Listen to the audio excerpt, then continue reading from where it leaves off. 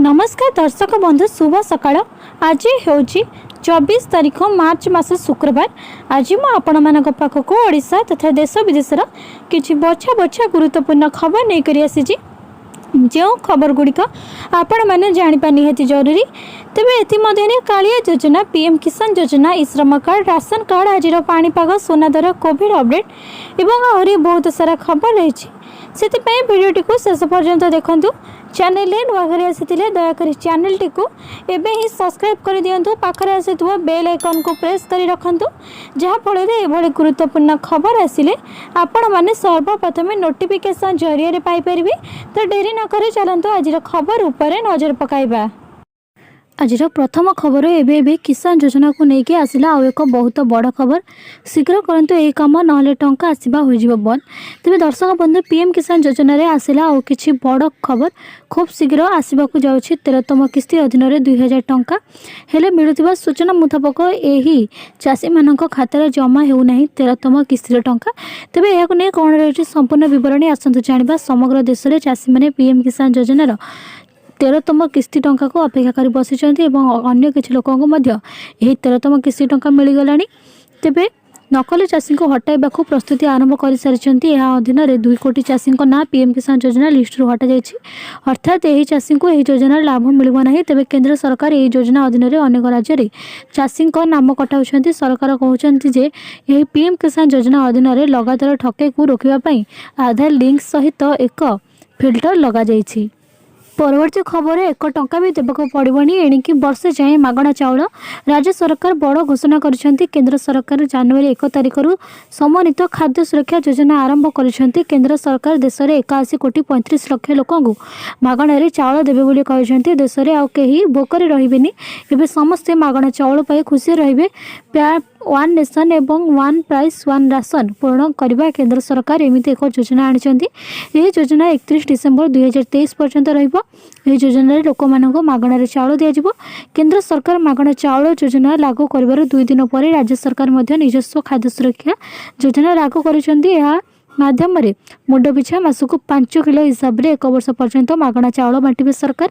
राज्य सरकार यह योजना पाई 185 कोटी टंका खर्च कर मुंड पिछा 5 किलो हिसाब से प्रति मासरे मागणा चाउल दिज्व। आगर लोक मैंने मुंड पिछा किलोग्राम 1 टंका हिसाब से चाउल नेउथिले, किंतु बीजेपी पर बीजेडी मागणा चाउल देवाई बाहरी।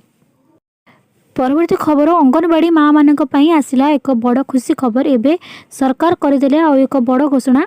तेज सरकार ने बड़ निष्पत्ति। सेपटे 43 दिन में पहुँचला अंगनवाड़ी कर्मी धारणा जीत रे अटल all Odisha ladies worker association. तेज दीर्घ दिन है अंगनवाड़ी कर्मी माने आंदोलन चलाई। एने राज्य सरकार दाबी उपर कौन पदक्षेप नहीं ना। तेबे एने अंगनवाड़ी लेडीज एसोसिएशन पक्षर आंदोलन को आहरी तीव्र कर कंधमाल जिलार हजार हजार संख्यार अंगनवाड़ी कर्मी माने एकत्रित होई सेमानकर कार्य दाबी विक्षेप परिदर्शन करिसेंती। जे पर्यंत से दाबी पूर्ण न होईची से पर्यंत दीर्घ दिन धारणा चालू रहिबो बोली संघ सरकार को चेतावनी देछि। तेबे संघर कर्मकर्ता सेमानकर दाबी पूर्ण करने को सरकार को चेतावनी देछंती।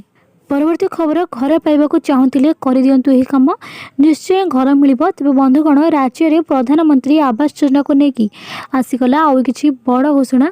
तेबे आरंभ हो नुआ वर्ष 2023 आर्थिक वर्ष में खूब शीघ्र आवंटित होगा जाऊँगी पीएम आवास योजना घर। तेज आसतु यह विषय संपूर्ण जाना। तेज बंधुगण जनवरी सुधा कार्यदेश प्रदान और जून सुधा गृह निर्माण शेष मुख्य शासन सचिव निर्देश।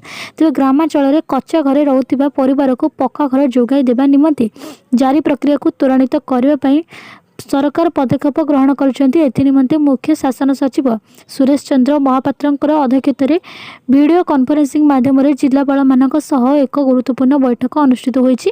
तेज आसंता जून मास सुधा ग्रामांचल में प्रधानमंत्री आवास योजना अधीन 9.5 लाख पक्का घर निर्माण कर। तेज जनवरी मास सुधा योग्य हिताधिकारी मान कार्यदेश प्रदान कर। परवर्ती खबर यही तारिख में मिल कालिया योजना टंका नवम किस्ती। जानतु क्या मिल केते टंका मिल आपण ना अच्छी कि नहीं एमती करतु चेक। तेज दर्शक बंधु खाता को आसला कालिया योजना टंका। यही दिन मिल कालिया योजनार आगामी किस्ती टंका न आसिले कौन करेंगे आसतु जाना। चाषी भाई मानक आकाउंट को आसिबो काले सहायता 41 लाख चाषी हेबे उपकृत। नुआ वर्षर भेटी पश्चिम ओडिशा कृषि भित्तिक भेटी नुआ वर्षर चाषी को काले योजना टंका सहायता करेंगे। राज्य सरकार प्रत्येक चाषी आकाउंट को 2000 टंका लेखाएं पठाइबे। मोट एथिपाई 869 कोटी टंका दिया। तेबे राज्य में 41 लाख चाषी यह सहायता पाइबे। आर्थिक सहायता बाबद को काले सहायता नहीं यह योजना आनी सरकार। पूर्व 7 थर कालिया योजना टंका नहीं कालिया टंका देवे राज्य सरकार। तेज राज्य में गरीब और नाममात्र चाषी को रबी और खरीफ ऋतु में चाष कार्य करने विहन और सार कीटनाशक औषध किणवा सहित मजूरी और आनुमानिक कार्य निमंते मोट 25,000 टंका सहायता करा। परवर्ती खबर सरकार कले बड़ घोषणा कृषक ओडिशा पोर्टाल ले मिलवाक जाउछि 5,000 टंका। तो बंधुगण आपण मैंने यह जानी जे इलेक्शन पूर्वर होइथिला कालिया योजना आ एही योजना रे 5,000 टंका मिलिबो बोली केही भल भाबरे जानि नथिले। आ जो लोक माने जानिथिले सेतेबेले एही योजना रे रजिस्ट्रेशन करिथिले सेमानकु टंका आसीथिला। तेबे सेहीपरि कृषक ओडिशा पोर्टाल वर्तमान किछि वेरीफाई हो नाही।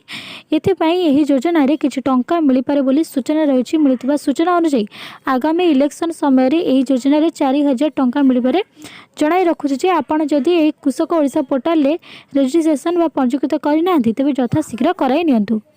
परवर्ती खबर ओडिशा रे काया विस्तार करुछि H3N2 पॉजिटिव। तबे आक्रांतक संख्या 61 को छुईला। ओडिशा रे काया विस्तार करुछि H3N2 पॉजिटिव। मार्च रे 26 नमूना परीक्षा पाई जायथिबा बेले सेथिरु 2टी पॉजिटिव आसीछि। याकु मिसई राज्य रे पॉजिटिव संख्या 61 को छुईला। तबे RMRC रो कहिबा अनुसार जनवरी रु मार्च 14 तारिख सुधा राज्य रे 61 H3N2 पॉजिटिव को चिन्हट करा जायथिला। तेबे 1 मार्च तारिख सुधा 225 नमूना परीक्षा करा जायथिबा बेले 59टी पॉजिटिव मामला सामना को आसीथिला। एको दृष्टि रखी राज्य सरकार यार सर्वेक्षण आरंभ कर दैछन्ती। व्यक्तिगत स्वास्थ्य को दृष्टि रखी गहली स्थान को न जीवा पई स्वास्थ्य विभाग पक्षरु परामर्श दिया जायछि। H3N2 संक्रमण रोकिबा पई स्वास्थ्य विभाग पक्षरु सतर्कता अवलंबन करा जायछि। खबर 31 मार्च सुधा पैन कार्ड सह आधार कार्ड संयोग करिबार शेष अवधि। तेबे पैन एवं आधार कार्ड को संयोग करिबार शेष अवधि तारीख चलित मास अर्थात मार्च 31 तारीख पर्यंत वृद्धि करा दिया जायछि। एही अवधि मध्य पैन कार्ड सह आधार कार्ड संयोग करा न गले पैन कार्ड अवैध घोषित हेबो बा ब्लॉक हो जिवो बोली केंद्रीय प्रत्यक्ष टिकस बोर्ड पक्षरु सूचना दिया जायछि। एही सूचना अनुसार यदि पैन कार्डधारी माने मार्च 31 सुधा सरकार दैथिबा निर्देश को अनुपालन न करंती ताहाले सेमाने रिटर्न दाखल रे समस्या सह टिकस संबंधी लाभ पाइबार असुविधार सम्मुखीन हेबे।